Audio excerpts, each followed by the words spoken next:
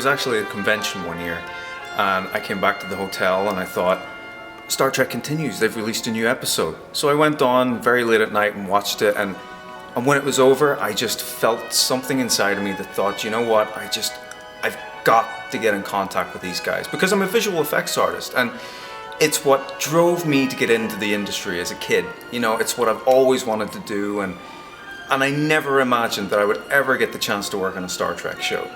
So when I contacted Vic, I was hoping so much they would get back to me, and he did.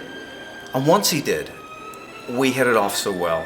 And he asked me to do some shots in episode 6, which I believe was Come Not Between Dragons.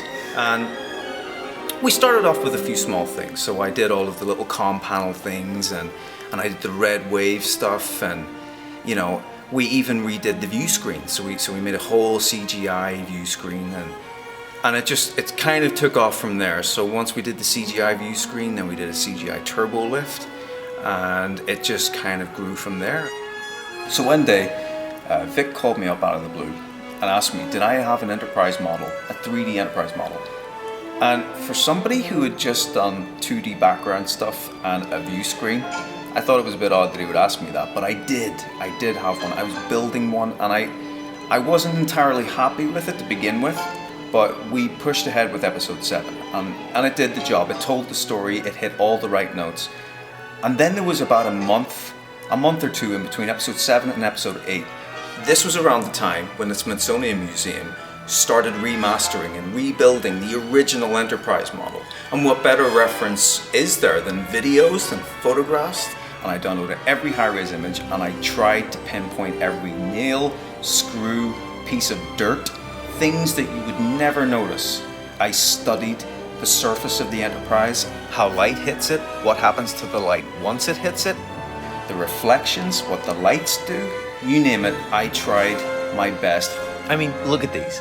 These little brass nubs here, these only exist on the studio model. And I've tried to take all of that detail and translate it over to our digital model. And you see the impulse engine, the way it has this grill texture which just wraps around the surface, and you wouldn't necessarily see that unless you had a really high resolution photograph to work from. So we moved ahead and we went on to episode 8.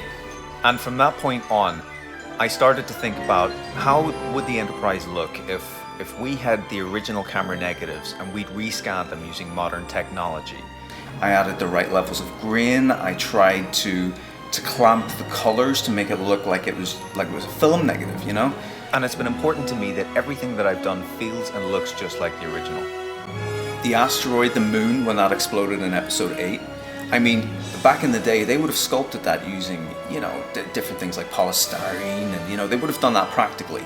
So I did the same thing. I built the moon in 3D, and I actually hand sculpted it. I hand painted it, and I tried to light it with the exact same kind of characteristics as a piece of styrofoam. So if it looks bad, it's because it was intentionally made to do so. I mean, on Star Wars, they use potatoes as asteroids, you know? And that's what I try and do with this. I always think, how would I achieve something practically? And then how would I make the digital asset look practical? From that moment on, I felt like my passion was finally clicking in with what I always wanted to do. And the feeling you get from that, you just can't get anywhere else. You know, it's as though you are doing exactly what you were put on the planet to do. And I've never felt more at home working on a show than I have with Star Trek Continues. And I'm so thankful every single episode that I have the opportunity to do that.